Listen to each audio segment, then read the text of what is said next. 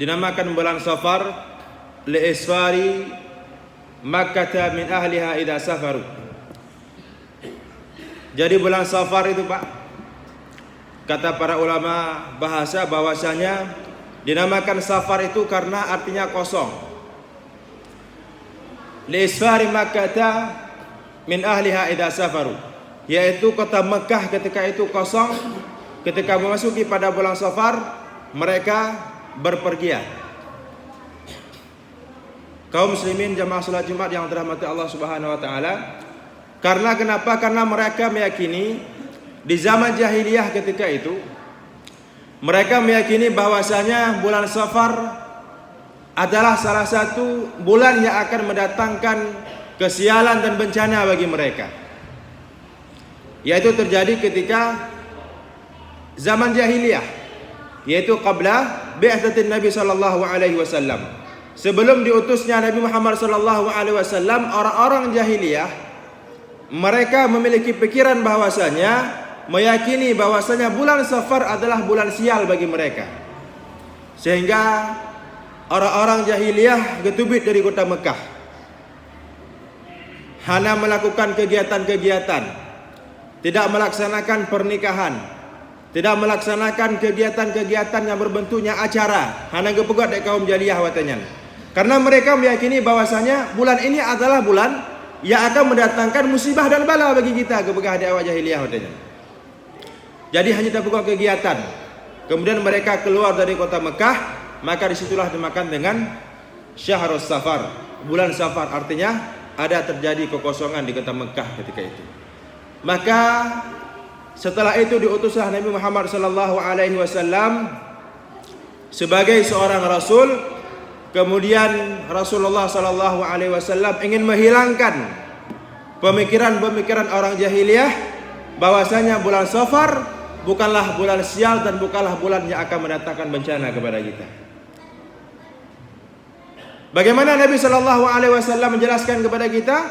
Nabi sallallahu alaihi wasallam menikahlah dengan Khadijah pada bulan Safar. Kemudian Nabi sallallahu alaihi wasallam menikahkan Fatimah dengan Ali pada bulan Safar.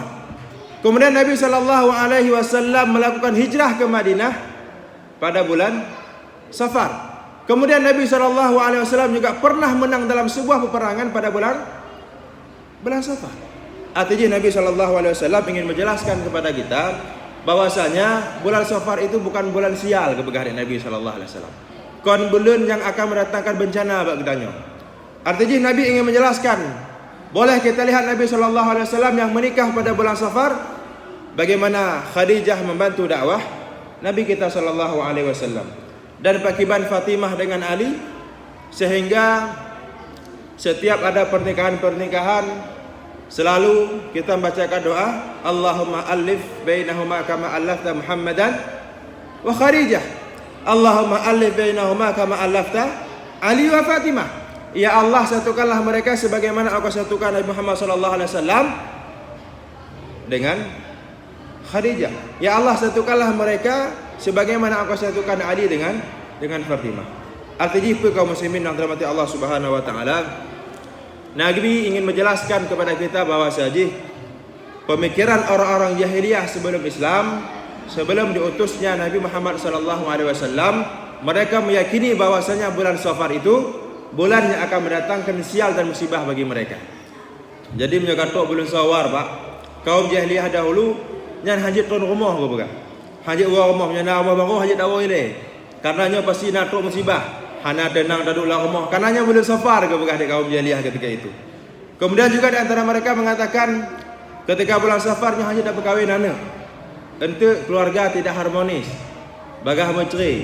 Padahal tidak, Nabi sallallahu alaihi wasallam sudah membantahkan semua apa yang dikerjakan, apa yang memiliki pemikiran orang jahiliyah dibantahkan oleh Nabi sallallahu alaihi wasallam.